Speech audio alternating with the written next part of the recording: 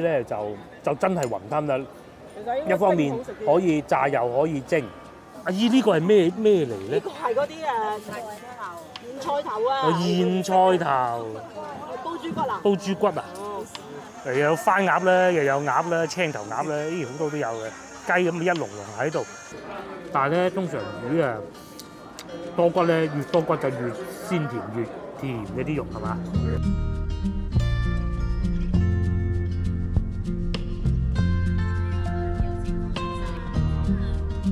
各位觀眾大家好，我而家所在位置就係蓮花山腳啦，我哋又嚟呢度咁啊趁去買海鮮同埋食腸粉嘅，而家10點都未夠，梗係食啲早餐先啦。係啊，我哋次次都係呢間，就係對面嘅蘇記小食啦，抵食夾大件就係佢啦，所以我哋每一次都係會嚟嘅。過馬路再講啊！嗱，今日已經係7月底7月22號㗎啦，咁啊休漁期已經開咗，係近海休漁期開咗。咁通常咧，我哋一想食海鮮咧，又想去遠啲嘅地方咧，就有兩處地方係比較好嘅。一個就係呢度，因為佢有個市場俾你買嘅，但係好似話晏晝4點先至開始有。咁啊，我哋一早嚟，其實都會有嘅，或者附近行下幾個市場都得。咁啊，另外一個咧，就係去黃沙食咯嚇，又或者去東涌南沙。咁如果講最近喺廣州咧，番禺咧就真係呢度最快。喺我屋企揸車過嚟咧，就1個鐘頭多啲就到㗎啦。如果我哋要翻到去環市路嘅花園酒店坐公共交通工具係1小時35分鐘嘅。咁當然我哋係揸車嚟就同可能各位觀眾要去嘅方法唔係好同。我俾一個推薦大家就係去到萬盛圍。喺呢度，如果用呢個高德地圖啲 app 咧，打車去萬盛圍嘅話咧，只需要40零蚊啦嚇，40蚊左右啦，因為佢係會有個唔同嘅平台嘅，40零蚊。咁啊要睇你坐幾多人啦。咁如果各位觀眾過嚟嘅人夠多，夠4個人嘅喎，咁其實40零蚊都好合理嘅啫價錢嚇。咁啊當然啦，如果要平嘅，梗係坐巴士最平嘅。坐巴士呢度去萬盛圍要。如果坐巴士就唔好去萬盛圍，就去新造。如果非要坐巴士嘅話咧，喺呢度行到去西門中路坐93號巴士，坐半個鐘頭去到4號線石基地鐵站，咁就到㗎啦。咁啊時間梗係需要耐啲㗎啦。咁啊嚟到呢度咧，通常好多人都可以上去蓮花山祈下福啦，又或者如果你揾得到單車嘅咧，踩過去海鷗島又得啦。又或者好似我哋咁嚟食海鮮啦，我哋咧幾乎嚟親呢度咧都係為咗海鮮同埋呢個牛肉腸粉嘅。第一個送上嚟嘅腸粉咧，你哋真係萬都諗唔到幾錢啊！呢個係最細份嘅，10蚊一碟。咁啊有一件肉餅嘅嗱呢度又係呢個係牛肉餅嚟嘅。好食啊！咁其實呢度除咗腸粉以外，仲有粥都係好好嘅海鮮粥。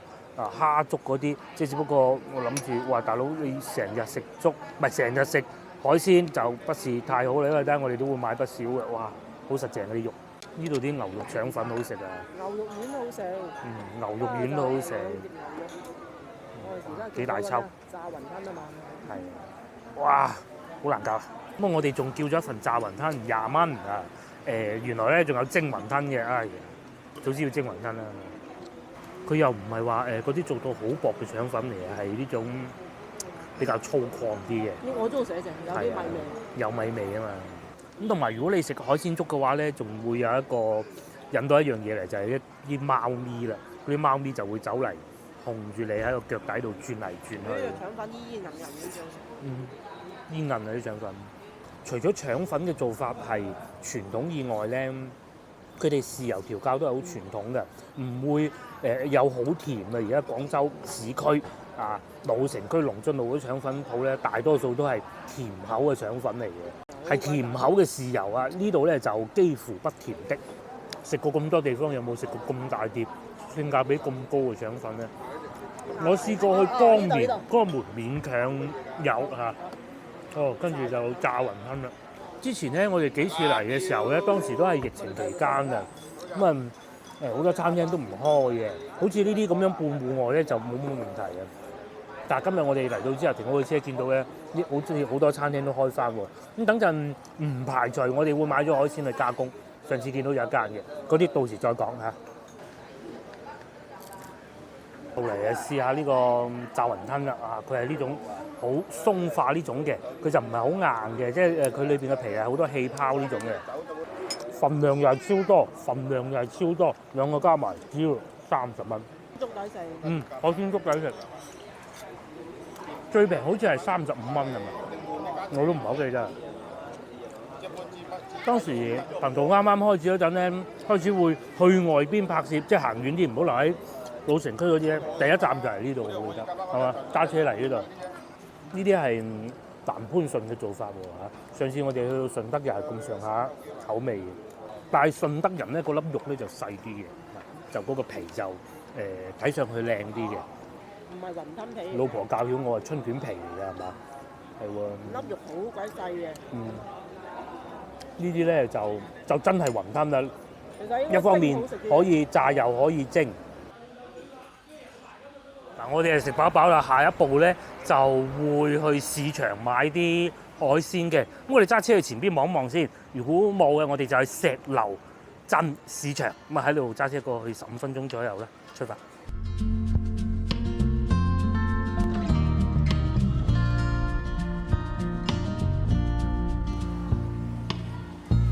經過10零分鐘嘅車程咧，我哋係嚟到石樓鎮呢度啦。呢度咧就有個墟嘅，咁啊據說今日會開墟，我哋都嚟晏咗啦，但係都好熱鬧喎。嗱，又有水果賣啦，又有西瓜賣啦，咁啊對面仲賣緊榴蓮添。咁啊呢度啊賣啲乾果㗎啦，嗱就係呢度啦。咁啊佢個墟咧就唔似話我哋去到南沙嗰啲咁長、咁大、咁闊嘅，但係咧都有不少嘢。加之我哋都咁晏嚟到。火龍果10蚊5個咋，仲有叫布冧啊5蚊咋，黃皮冇寫價錢，龍眼7蚊。番禺嗰啲水果咧就係咁樣一盤一盤、一籮一籮咁樣擺喺度賣嘅咧，幾勁。有番石榴賣，通常會叫雞屎果，係嘛？好喎，好多靚女都嚟呢度買喎嚇。當地村民嚟得買咧就冇錯，新鮮摘嘅，新鮮好食。等一多兩日咯，嗱你揾我，你唔解嘅，等一多日就到噶咯。即係唔拆開就可以等多2日。等一個星期一樣。哦，唔拆開就可以等耐啲。跟住鳳眼果又有啦，或者叫蘋果果啊。快少冇啊！今年少到夠啊。今年少啊？哦，舊年啊多啲。舊年定冚嘅，今年得幾隻？哦，一早包就冇蟲，晏啲就有蟲。大個啲包就有咯。話咁快，我哋又買咗啲嗰啲叫咩啊？雞屎果，我成日講雞屎果，即係番石榴啊！好香啊！隔住個袋聞到，不過佢就唔係胭脂紅嗰種品種嘅，但係就係農民阿姨種嘅。咁啊，佢就教咗好多路啊。佢話咧，摘咗咧，快啲攞個袋包住佢，包住佢係放得耐啲，唔包嘅咧就好快熟。咁啊，同埋咧仲會有果形啊，果形咧阿姨話近10幾年先有嘅。咁啊，老婆識啊，我梗係唔識啊，即係嗰啲好似啲蚊枝仔咁飛下飛下嗰啲咧。嗱，對面又有蔬菜賣啦。呢邊咧就賣水果，呢個墟啊，呢個都唔知算唔算墟咧，都幾過癮喎。同埋咧，同其他墟最大嘅分別、最好嘅地方咧，就係上邊有樹啊！我哋有時去襯墟真係暴曬嘅，咁啊有啲啊好心啲老細搭個棚啊，其實都係好熱嘅。但係一有樹咧口痕好多。仲有手撕雞，我見到檸檬6蚊1斤，一斤。我買檸檬好啊。香水嗰啲樣岩岩潺潺就最好啦。呢啲我哋嘅檸檬，攞多個2斤，即係12蚊係咪阿姨？再嚟我哋又買咗一啲通菜啊，老細話賣晒，啱啱摘嘅就好新鮮，嗰度上邊仲有嗰啲水嘅，好新鮮啊！我哋買咗4蚊雞1大紮。啦，農民買呢啲咧就係最好係咁啊！加之早個星期係打颱風落過雨啊，咁佢哋好多都賣唔到啊。咁啊到今個星期啦，梗係想賣多啲㗎嘛，係嘛？對面啊仲有西瓜賣啦，石頭瓜就開始上市，遲啲應該會再平啲嘅，寧夏石頭瓜2蚊半，黃皮依家就平啦，開始。我有睇啲觀眾講過，外國啲黃皮賣到好貴，咁都正常嘅。嗱嚟趁墟咧就係咁嘅，你可以慢慢睇邊樣啱就買邊樣，又有啲莧菜啊！哇，呢個係呢個係咩嚟㗎？哦，魚腥草。買啲煲下嚟。哦，好啊，好啊，好啊，好啊。魚腥草、車前草。點賣啊？車前草嚇10蚊一紮。10蚊一紮。除此之外咧，隔離仲有茅根啊，咁啊呢啲農產品就最過癮啦，又有車前草。呢啲就係農民阿姨自己屋企摘咗攞啲出嚟賣，綁好佢咁噶啦。哦。呢個咩品種啊？都係石劫噶啦。係啊。阿姨呢個係咩嚟咧？呢個係嗰啲莧菜頭啊。莧菜頭。煲豬骨啊？煲豬骨啊？煲乜都得。呢個係車前草。哇！真係有好多都唔識啊。係啊。執埋佢。我哋又冇趁過去啊，2蚊一斤。呢啲擺幾耐到食得咧，阿姨？4日到嚇。係啊。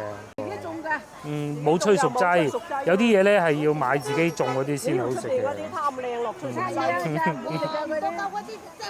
係啊，係啦，但係食落又好似未熟晒咁，嗰啲就係嗱，阿姨又教曉我哋嘢啦。佢話你唔使落香嚟催熟嘅，攞個蘋果攞個保鮮袋笠住佢咁就得㗎啦。咁所以咧，點解佢哋賣得咁貴就有原因㗎。阿姨仲話自己個孫都食嘅，係嘛？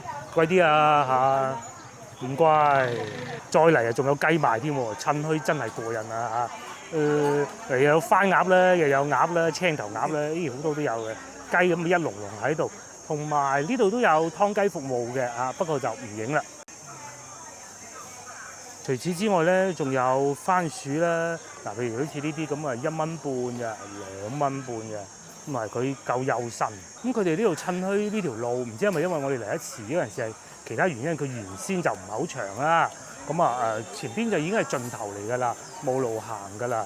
咁啊唔知算唔算得上係近市中心海珠區過嚟咧，即係最快嘅一個墟咧？不完全統計啊嚇。咁啊路嘅兩邊咧，平時都係一啲緊鋪嚟嘅。有啲賣下衫啊，賣下電話卡啊、眼鏡鋪啊、剪頭髮咁嘅咯。仲有大樹菠蘿，你識開啊嗱？唔好啊，菜啊，仲有，因為咧而家已經係差唔多11點㗎啦，好多阿姨咧準備要收攤，佢哋係想快啲揾人買咗佢，咁咪唔掂㗎嘛。係啦，即係種類好多，但係咧就數量唔多，嗰啲就係本地㗎啦。即係而且咧都係本地，你唔會見到士多啤梨賣㗎嘛，係咪先？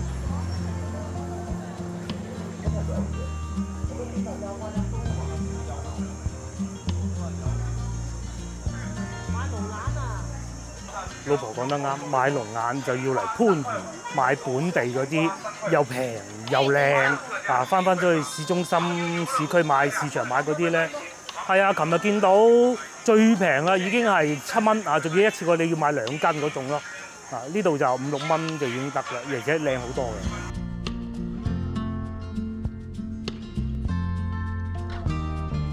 嗱餸咧，我哋又買完啦，咁咧就而家又太早。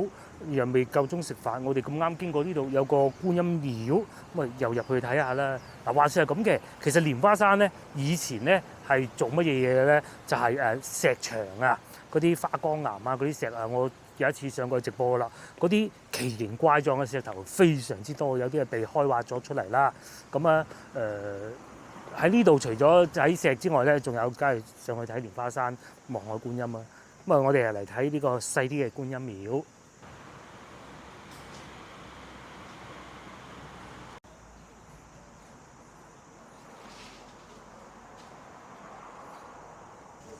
靈盤廟應該係咁讀啦，應該冇讀錯啦吧？係中間嗰個讀蟠桃個蟠啊嘛，應該係呢個字啦嚇。咁啊呢度咧就比我哋上星期去見到嗰啲更為莊嚴嘅，我仲有土地公公咧，前邊又有佛像啦。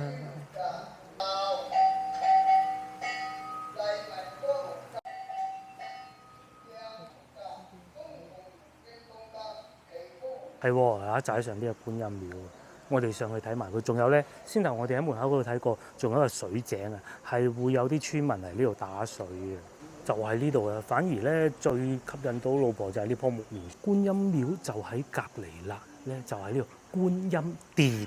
嗱，我哋添咗啲香油錢，就表心意，祈求個福氣啦。咁咧，觀音閣同埋啱先我哋行過嗰個殿咧，都係啊。我哋聽到啲經文咧係用粵語嚟讀嘅。不單如此喎，喺嗰度咧仲有個蠔殼牆嘅。呢啲就係番禺特色嘅寺廟啊。以前嗰啲屋都係咁嘅。涼爽好多，全部都係蠔殼嚟嘅。睇一個有蠔殼嘅寺廟，勁喎！全部都係蠔殼，搞到我嘴喐喐想食蠔添。係啊，而家11:15，我哋如果繼續揸車翻去先頭蘇記嗰度，係大概需要10零分鐘到啦。咁如果各位觀眾以後咧翻到嚟蓮花山遊玩，你哋時間又比較充裕嘅話咧，其實係可以好似我哋咁行嘅。你就算係打車咧，10零分鐘就到㗎啦嘛，又收得幾多錢啦㗎，係嘛？咁啊，行下啲寺廟啊，睇下嗰啲墟鎮啊，都係唔錯嘅。嗱，就係呢個啦，馬奶龍泉，明朝用到依家，明朝萬曆年間應該係嚇。哇，好深喎，但係越深越乾淨嘅。喺個古井隔離咧，呢度又有另外一個殿嘅。呢個係我睇唔到啊，因為我對呢方面嘅知識都不是太懂嘅，就費事亂講啦。係啦，玄天大帝。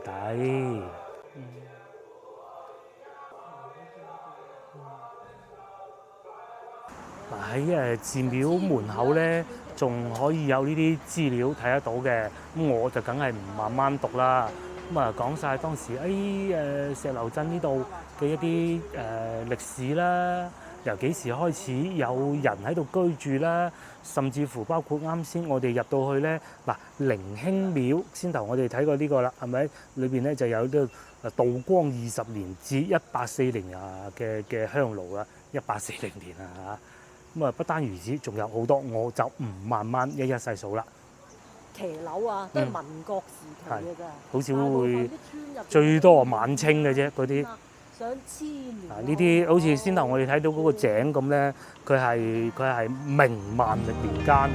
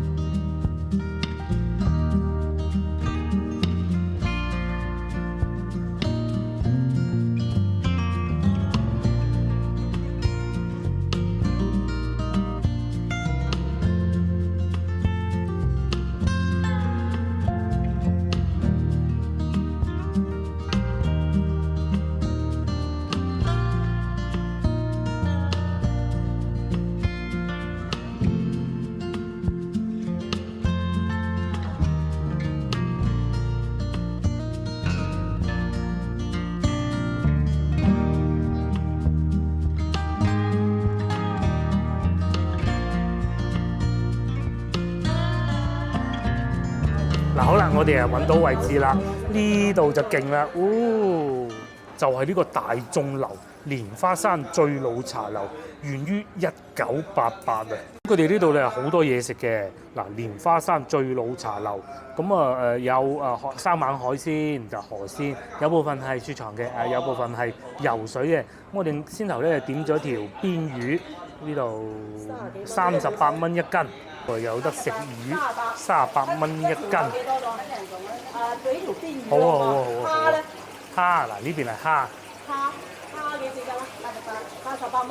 88蚊。半斤咁得唔得啊？海蝦嚟嘅。我上邊就寫住。咁啊，一條邊魚半斤海蝦，寫住呢個先，我哋再睇下。係啦，再點多味餸，然之後再要咗半斤海蝦啊，細隻游水嗰種嘅，就88蚊一斤。抵食啊！然之後咧，咁啊仲有其他嘅小菜啦，譬如話碌鴨啊，琴晚我哋都食過啦。我哋琴晚係食碌鵝，呢度係碌鴨啊，88蚊半隻。咁咧就仲有一品煲豬頸肉，同埋我哋要咗個荷塘月式，梗係要啲青菜食下啦，係咪先？咁啊，如果先頭咧唔係睇見嗰啲魚咁靚咧，其實係會揀呢個鐵板牛仔骨、鐵板豬雜、鐵板牛肉呢啲嘅。咁啊，但係有先頭嗰啲呢啲就唔叫啦，因為我哋得2個人，甚至乎啊，仲有其他啲小炒啦，5柳蛋35蚊，炒魷魚肚油48蚊。不單如此，仲有一啲蒸嘅菜式啦，咁我就唔一一細數啦。譬如話45蚊嘅蒸排骨啦，又或者係呢邊係辣菜添。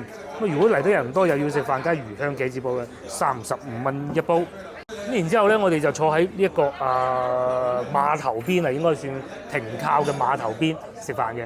我哋想嚟呢度已經好耐，幾次經過門口咧，因為嗰陣疫情你冇辦法嘅，佢就唔開門。時至今日，我哋揸車經過見到有開門，所以先頭咧我哋去放無人機之前咧，都已經決定咗嚟呢度食啊，同埋停車位就梗係夠多啦。而且咧冷氣又夠足，不單如此啊，仲可以喺外邊嗰個海鮮市場度買啲海鮮翻嚟加工嘅。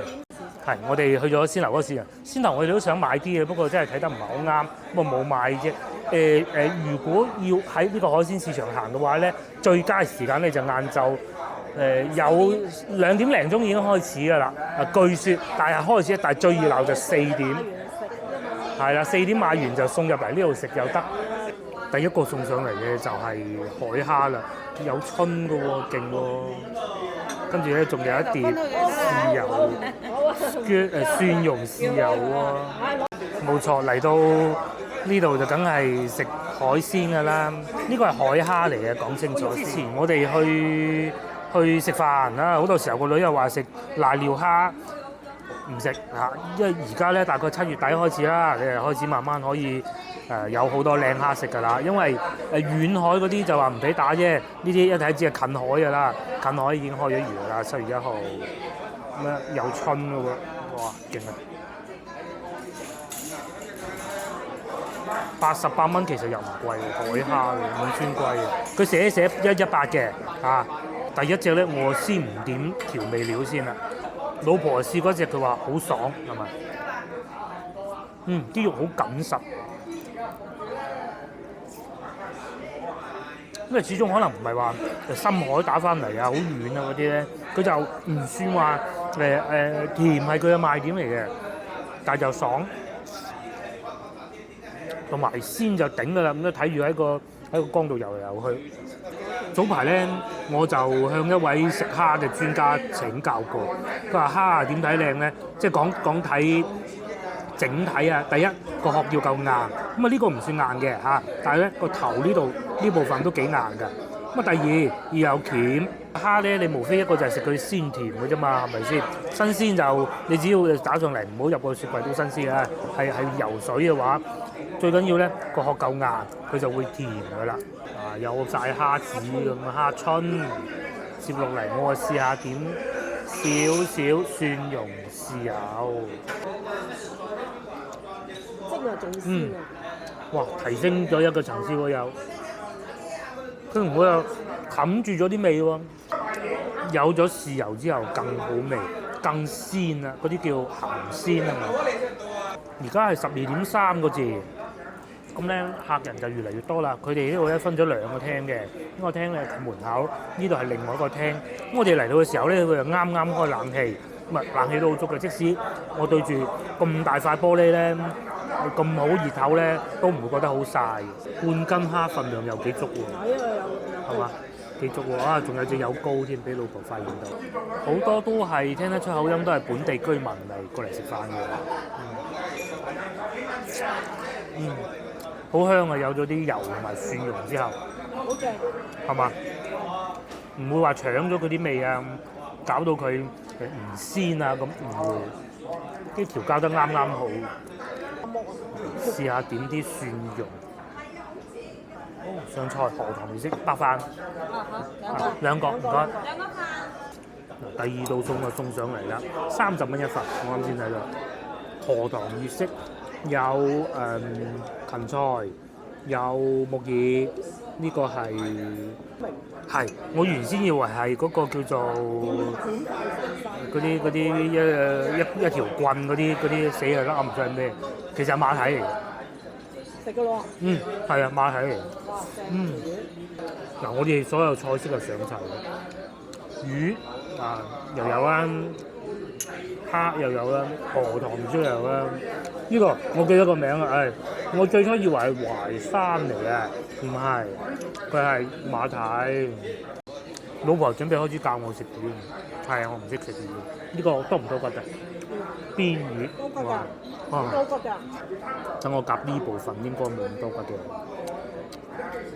但係咧，通常魚啊多骨咧，越多骨就越鮮甜越甜嘅啲肉係嘛？咁通常好似我哋呢啲人唔識食魚咧，你真係怕骨點咧？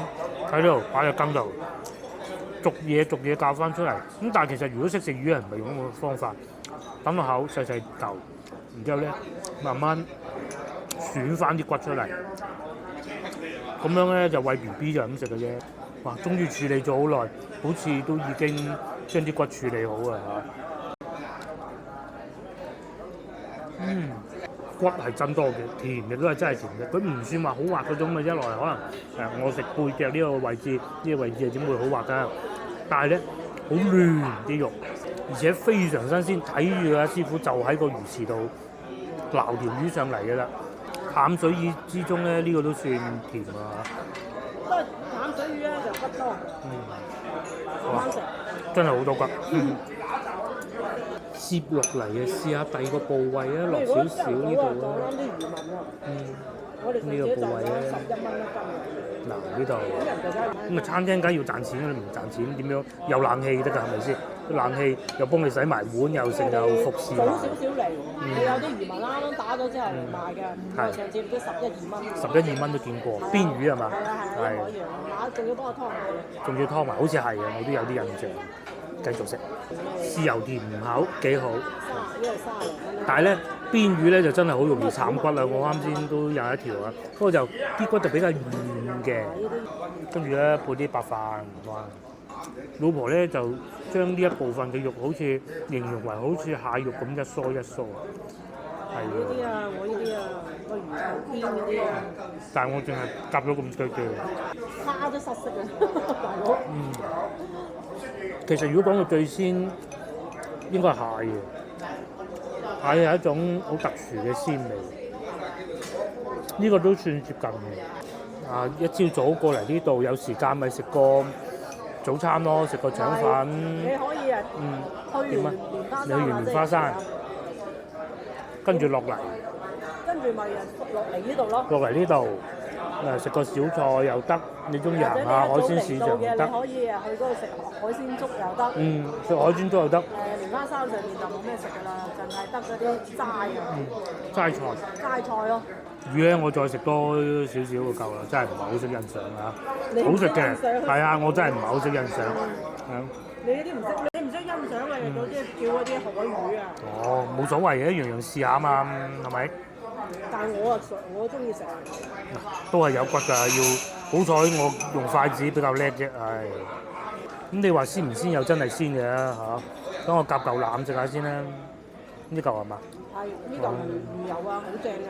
呢一嚿會唔會太肥咧？唔肥啊，魚油嚟啊，乾油啊，我食。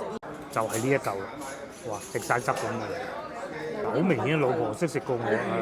魚油啊！魚油啊！你想隻眼好嘅食呢啲啦。有個魚同你一齊咧，個魚都食少咗。係啊，好少食魚啊我哋。跟住咧，我哋係食飽啦，埋單。咁啊，最終埋單係134蚊嘅，抵食喎嗬！淨係唔係啊？人民幣嚟啊，134蚊。咁啊，蝦都88啦，嗬！條魚40零蚊啦。佢哋呢個茶樓啊，飯店啦，我叫翻飯店啦，係點樣嚟咧？就係以前啊，應該而家都係啦嚇。物資冇咁豐富，你嗰個啲碼頭啲船啊，泊埋碼頭咁啊，有時我去收下船啊，咁佢哋都要食飯噶嘛，係咪？咁啊，通常都係嚟呢啲老字號食飯嘅，就做咗好多年嘅。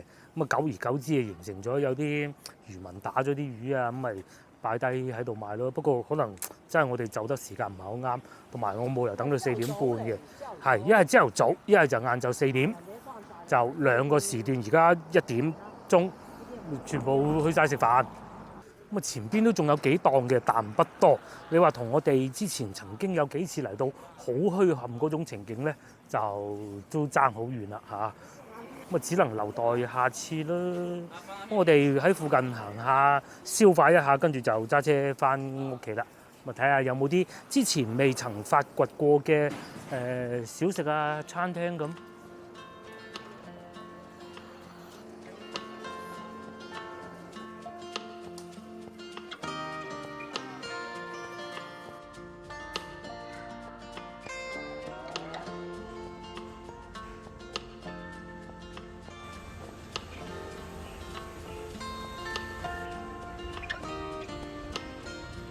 喺以往咧，呢度仲會有啲貓咪走出嚟，哇！呢個舊啊，唔係啊，嗰個下邊嗰個百事可樂汽水箱啊，幾舊，而家唔係用呢嘢食㗎啦。嗱，海鮮啊未有得賣住啦，咁啊但係魚乾就幾時都有嘅。老婆就話啲魚乾靚，右上角係臘魚，係啊，左邊係呢啲係魚乾啊，鹹魚啊。我哋上次喺度都買過魚乾一兜啊，唔識。上次我哋就喺呢一帶嘅鋪頭買嘅，咁啊都認唔翻㗎啦，以我哋嘅水平。咁啊買鹹魚啊、花膠啊好多都有㗎噃，嚇，仲有呢啲啊整好晒嘅，切好晒。又或者一啲糖虱啊，即係淡水魚啦，簡單啲嚟講就啊，我淨係知係淡水魚、鹹水魚嘅啫呢個。然之後喺呢度行入去都係有市場嘅。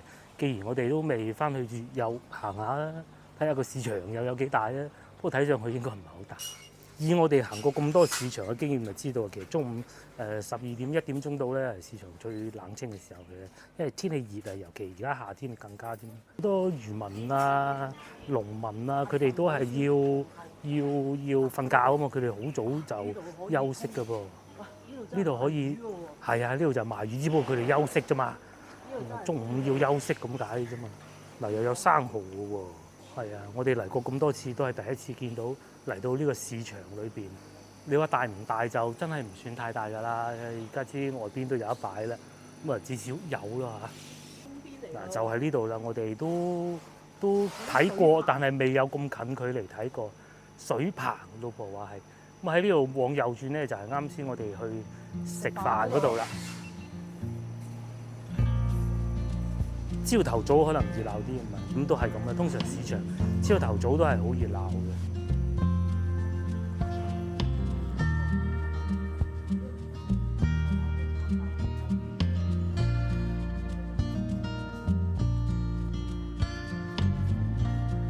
咁冇辦法啦，都係冇乜特別得意嘅嘢。咁啊，我哋都返廣州啦，各位觀眾，下集見，拜拜。